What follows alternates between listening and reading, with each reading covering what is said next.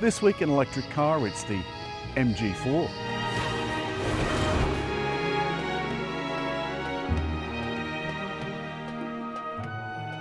When I first saw this car, I was not particularly excited about it. If you take away the pretty bits, the headlights at the front and the sticky outy taillights at the back, you're left with a pretty ordinary family hatch. However, when you look at it from the side, the front is extremely short, as is common for electric cars, because there's no gubbins to account for. But have a look at the back. This SAIC Vision lighting systems, that we don't need that.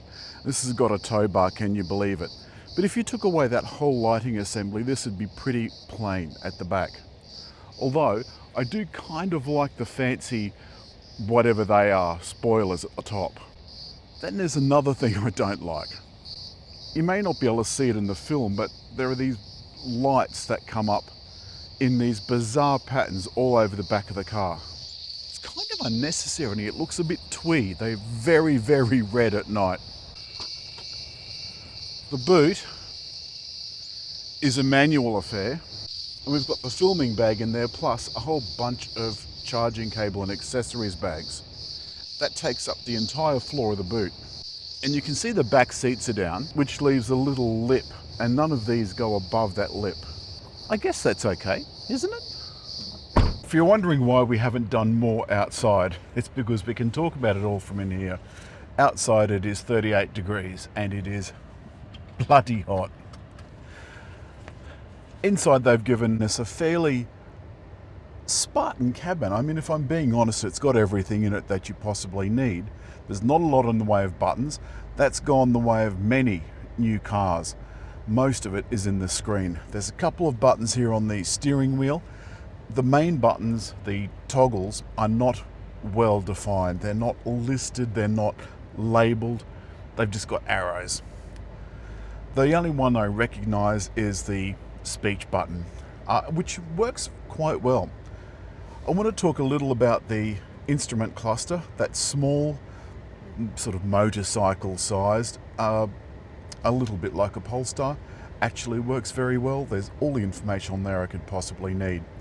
Over here, a infotainment system with just a couple of buttons along the bottom: volume, home, hazard flashes, rear demister, front demister, and on and off for the climate control. Down below that is a free-floating sort of island console, and it's got the gear lever and the park button. Auto hold with this is always on. You just have to press your foot down, sort of like Mercedes-Benz. Let's get underway. Oh, there's a couple of cup holders down below, which, by the way, I have a coffee in. Would you believe, on a 38-degree day? Before we move off, I just want to mention this accessory mat. Underneath that, there is quite nice, fairly soft vinyl. But to protect it, and as an accessory, they've given us this mat which has got a cutout for the airbag, but all of the cutouts, they're not edged, so it looks a little bit rough. It's now asking me, it's saying the system is ready. The reason that I left my bag inside is so that the air conditioning would stay on. The system is a little bit foreign to me, and you can see that it's quite slow to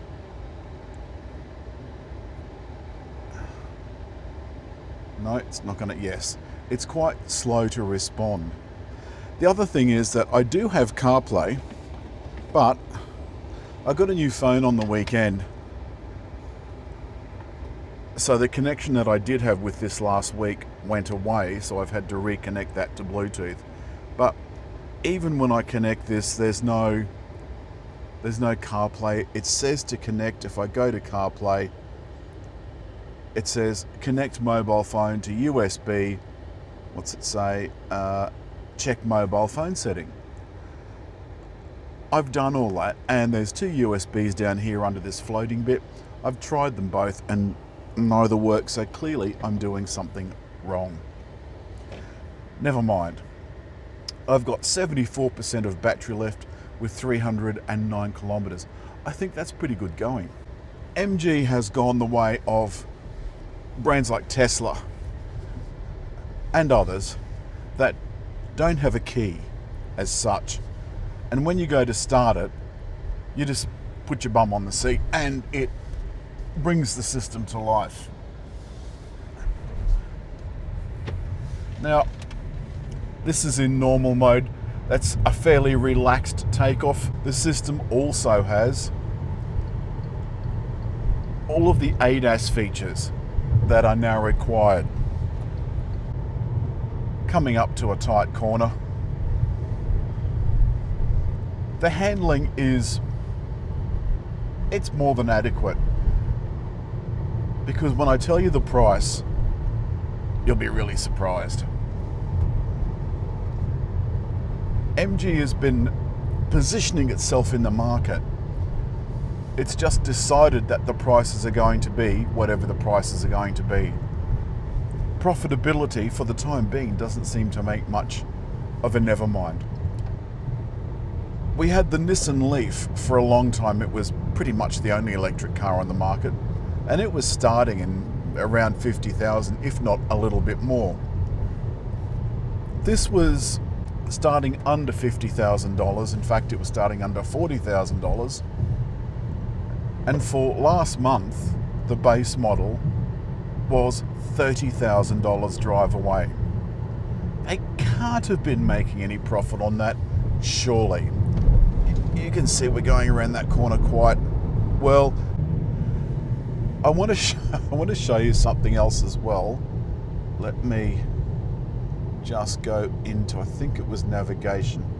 On the way up, I'm just going to put that on cruise control. I had, I don't know where the hell it was. I'm going to have to stop again. That's the other thing with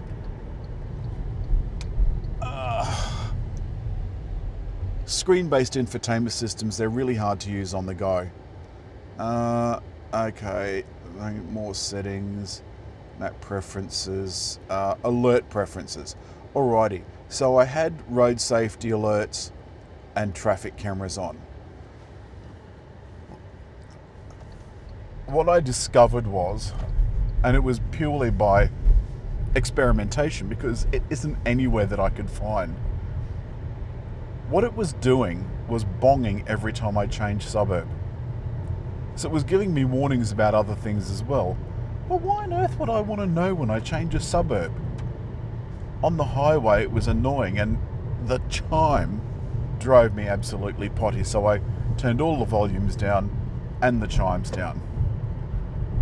And it still didn't stop, so I had to turn the red light camera warnings off and all of the other warnings off, and eventually that stupid suburb thing just went away.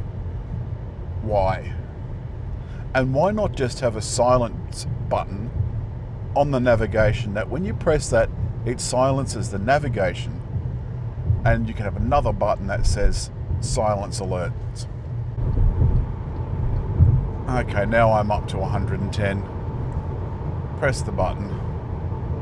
Rightio. Now, the fancy cruise control does seem to work reasonably well. However, the lane control just doesn't seem to be keeping me. I'm going to turn that off for the time being. My week in the MG4 has made me feel like it's a car that I have to drive. It doesn't feel like I'm driving a laptop. When you come down to an intersection, the side cameras come up. You don't expect that in a car at this price point. It's pretty impressive. If it sounds like I've been a little bit negative, it's only because there are things in it that annoy me, and once something annoys a driver, you micro-focus on it. And no matter what you do, you can't unfocus. It's the elephant in the room thing. And that's all for the MG4. It's an unexpectedly good car. In fact, I didn't know what to make of it, if I was going to be perfectly honest, when I first saw it. But now I've driven it, and I quite like it. As always, hit like, leave a comment, and just over there to subscribe.